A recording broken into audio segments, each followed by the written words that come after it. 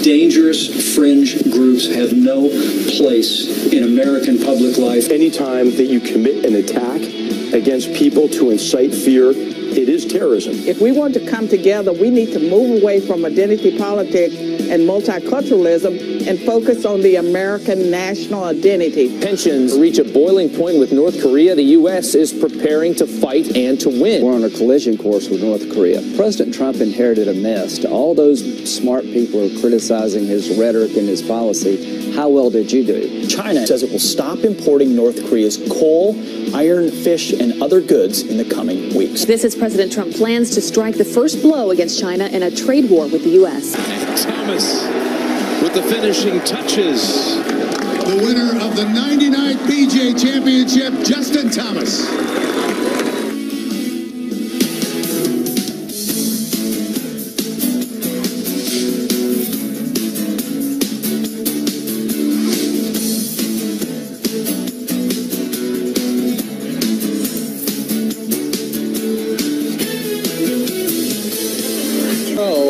Is celebrating a birthday today. I think Let's that's see true. If Which one? There he is. Brian Michael Tully, that man right there. Happy birthday, Tully. Birthday. You're working on your birthday. He was working over the weekend. He's working on his birthday. He'll get maybe more than cold. So Brian Tully's the one that's in our ear most of the morning. He's wonderful, and they keep us going through the hours. Motivated. They do help us. And informed at times. Remember, you should be saying this. Exactly.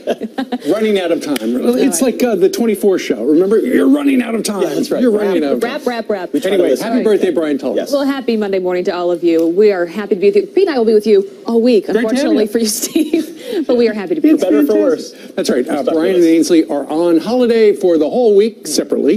And we're going to have the two of you here through Friday, and then 2 more days after that. Right. So you're going to work like 10 straight. That's right. Good thing we like each other, Pete. Yeah, it's true. We're friends. All right, we do have a lot of news to get to this morning. Now, we want to start with the Fox News alert and tensions nationwide reaching a fever pitch following Charlottesville deadly rally on Saturday. Anti-protesters turning Washington State's peaceful freedom rally into chaos, clashing with cops on the streets in Seattle. Some of them sprayed the police officers with silly string.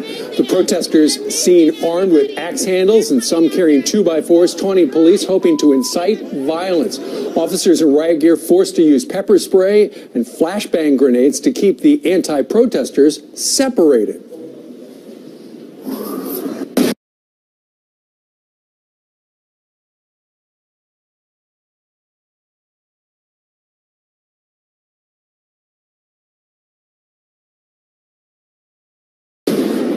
Larry, just stay against the wall.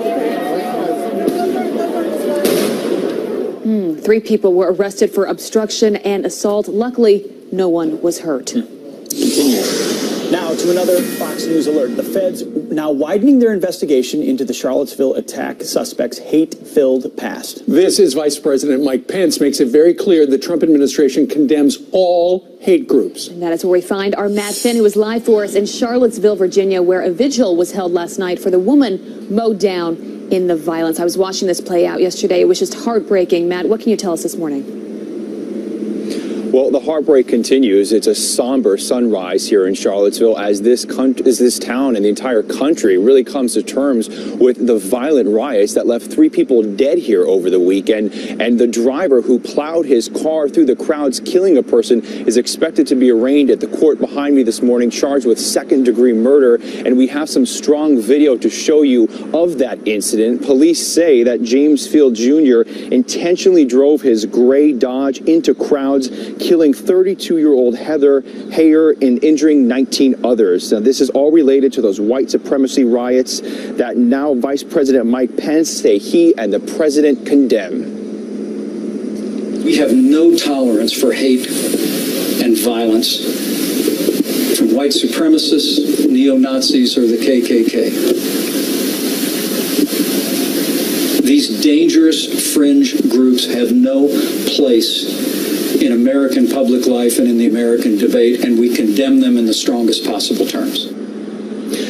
There was a vigil held here last night and in other cities across the U.S. in remembrance of 32-year-old Heather Heyer. And also 2 Virginia state troopers were killed when their chopper went down this weekend. They were assisting law enforcement. They're identified as Lieutenant H.J. Cullen and Trooper Pilot Burke Bates. Now, it's not clear if that driver will appear in person or in video in the court behind me. He could potentially be charged with domestic terrorism, and federal investigators are also looking into the possibility that he might have had some type of assistance when he drove his car into the crowds this weekend. Back to you in New York.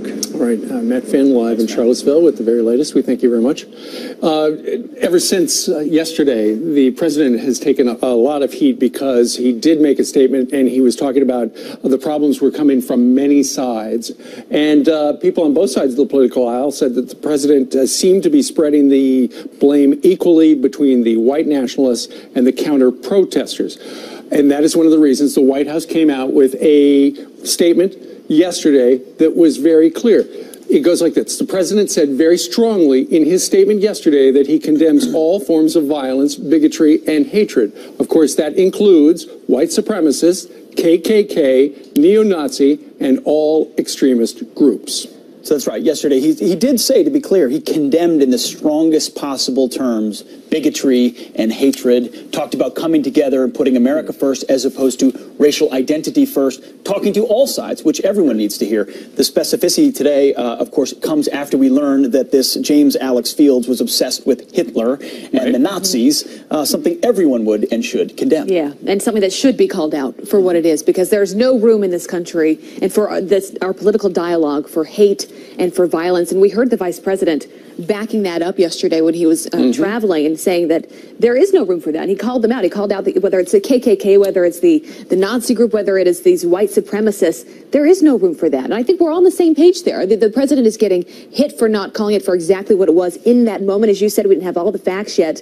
But no surprise, the media has kind of run with that. That's sort of the title of every paper. Even after that statement, the New York Times says his statement is found wanting. And if there's ever editorializing on the front page, I think that's well, his daughter, Ivanka, tweeted out yesterday, there should be no place inside society for racism, white supremacy, and neo-Nazis.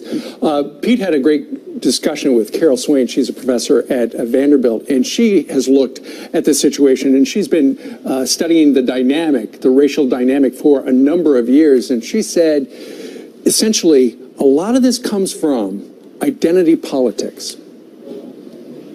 It's coming out and denouncing white supremacy and painting everyone with the same broad brush does not solve the problem. There are black nationalists, there are white nationalists, there are Hispanic nationalists, and so we can't say it's just one group. So the president was correct when he said that there were many forces involved. If we want to come together, we need to move away from identity politics and multiculturalism and focus on the American national identity. That's the only way we're going to be able to get beyond this. She went on to say we just have to have mature, non-politically correct, honest conversations about grievances and senses and calling out the hate-filled rhetoric on either side, but honestly saying, hey, we disagree on some things, but we should be able to come together about this country. There are different groups involved, and I think she was right when she said we've got to be careful when we lump people together, whether it's, assuming that everyone's a part of one political group or one affiliation. You think about this, I call him a domestic terrorist. I mean, the guy that rammed that car in and killed that woman, injuring 19 people. I mean, he was apparently a part of a neo-Nazi organization. He did not represent necessarily everyone that was on the ground there that day. I don't stand by any of it. Let alone President Trump, who they try to tie it to, which is just... President Trump has been up and tweeting this morning already. He said he's heading back to Washington, D.C. to work on trade in the military. He will have a press conference with the press pool at 3 o'clock this afternoon after spending about 8 hours in the White House where they're putting a fresh coat of paint on things and some new carpet as well. And some new air conditioning. Indeed. Look for him to say more, not only about trade and the military, but about what happened over the weekend in Virginia. Yeah. Also, I'm sure a lot about North Korea because everyone's eyes and ears are still on what's going to happen with North Korea. The president's rhetoric has been quite tough, tougher than we've really seen in recent years against North Korea, against China. Lindsey Graham was on Fox News Sunday yesterday, and he was actually praising the president for this tough rhetoric. And he said, how well did we do when we didn't have this tough rhetoric? Here's what he said. I don't think there's an military action is imminent, but we're on a collision course with North Korea. President Trump inherited a mess. All those smart people are criticizing his rhetoric and his policy. How well did you do? Yeah, it's a great question. Both the left and the right, previous administrations. North Korea also recalling its ambassadors. I didn't know North Korea had at least effective ambassadors to Russia, China, and the UN. And we're also seeing China putting some new screws to North Korea, likely as a result of tough talk and behind-the-scenes action. Well, and it sounds like the president is going to be putting the screws to China later today because the press availability at 3 o'clock is to talk about trade. He's going to be signing a memo to do as much as the United States can to essentially, while China in public says, yeah, we're helping you out. Well, now, going to get a little slap on the wrist. Well, he tried the Mr. Nice Guy approach. He tried the carrot and said, hey, if we want to avoid this trade stuff, help us out with North Korea. Well, they didn't. Now they might, but he's still saying, hey, we're going to double down and force you to do that because your interests don't align with ours nicely. Well, they better, or think less carrot today, more stick. You know, it's so interesting because we hear from many in the media and in politics, many on the left, saying that his rhetoric is too tough, that this is inciting violence. But you talk to the American people and you look at poll after poll, and I think a major majority of this country feels like we have not been tough enough. We are not doing enough when it comes to dealing with North Korea, when it comes to dealing with China. So there really is a disconnect today in this country, the discourse and how people are really feeling about Well, we had Scott Rasmussen on earlier. His poll, President Trump's poll numbers up. A lot of people believe in response to that tough talk. All right. Honestly.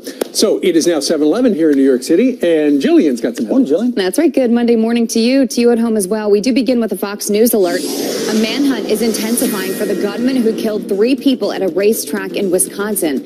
Police say the victims were shot at point-blank range near a food vendor at the Great Lakes Driveway south of Milwaukee. Police don't know what happened before the shooting. Nearly 5,000 people were at the drag racing event. No one else was hurt. 2 American soldiers are dead, killed while fighting in Iraq. U.S. military officials say the service members died during combat training operations and not by enemy contact. 5 others hurt in the incident. None of the soldiers have been identified. More than a dozen illegal immigrants found locked inside of a sweltering truck near the U.S. border with Mexico. A relative of someone inside the trailer tipping off police, leading them to a truck stop in Edinburgh, Texas. Police say the 17 immigrants were likely locked inside for 8 or 9 hours. No one, though, seriously hurt. This comes less than a month after 10 illegal immigrants were found dead in a tractor trailer in San Antonio, Texas. And in just a few hours, SpaceX will blast off towards the International Space Station. 3, 2, 1. And Lift off. The SpaceX Falcon 9 rocket will send 6,000 pounds of supplies and cargo to the ISS. That includes a supercomputer designed to withstand outer space. The launch is scheduled for 12:31 this afternoon at Kennedy Space Center in Florida. So look at your headlines as I send it back to you guys. Jillian, shouldn't they already have a computer up there to withstand outer space? You would think. But this one is really going to withstand outer space. Thank you very much. Thanks. All right, well, we showed you this shocking video on Friday. A police officer shot at point-blank range. Take your hands out your pocket! Take your hands out your pocket! Shots fired! Wow, that officer survived to tell his story and will join us live in a few minutes. And the mainstream media blaming right-wing rhetoric for the hate-fueled attack in Charlottesville. Conservative filmmaker Dinesh D'Souza says it's actually the radical left fueling the divide. He will explain that point of view next.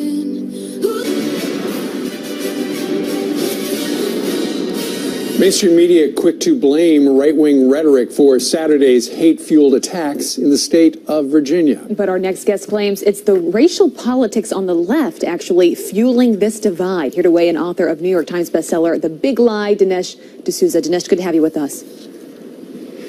Good to be here. So you say there's something else going on here. Walk us through this.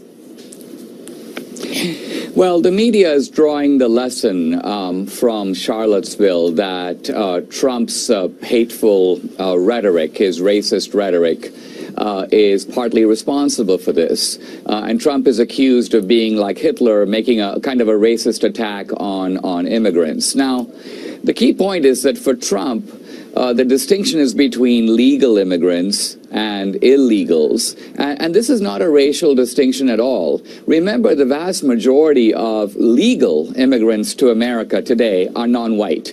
They come from Asia, they come from Africa, from South America. Trump has never said, not even implied, that he wants to see legal immigration be more white. He wants to see more people, for example, come from England and Australia, and fewer people come, so let's say, for example, from India. Trump has never said that.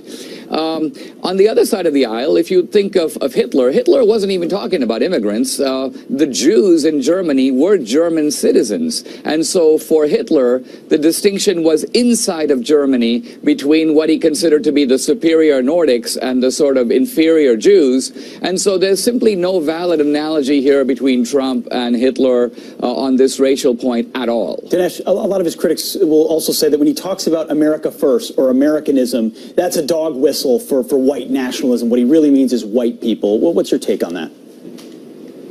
Well, Trump is arguing for an American nationalism and not a white nationalism. Let's remember that this whole concept of ethnic nationalism is a left-wing idea. The Democratic Party invented white nationalism, and the Democratic Party invented black nationalism. Now, interestingly, today, the way that the progressive Democrats have constructed their sort of multicultural totem pole, they encourage every form of ethnic nationalism except white nationalism. And so they encourage black nationalism and Hispanic nationalism, Asian nationalism, but somehow the white guy is not welcome at the multicultural picnic. This, I think, actually explains why these white nationalists, who really belong in the Democratic Party, are in a sense politically homeless, because if they show up at the multicultural picnic, they're Satan. All right. Dinesh D'Souza, author of The Big Lie, join us today from LA. Thank you very much, Dinesh. My pleasure. Thanks, Dinesh. All right, up next, a police officer shot at point-blank range joins us live with his incredible story of survival. Take your hands out your pocket! Take your hands out your pocket! Shots fired!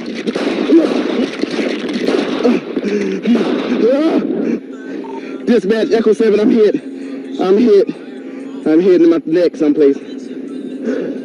Dispatch, please tell my family I love them.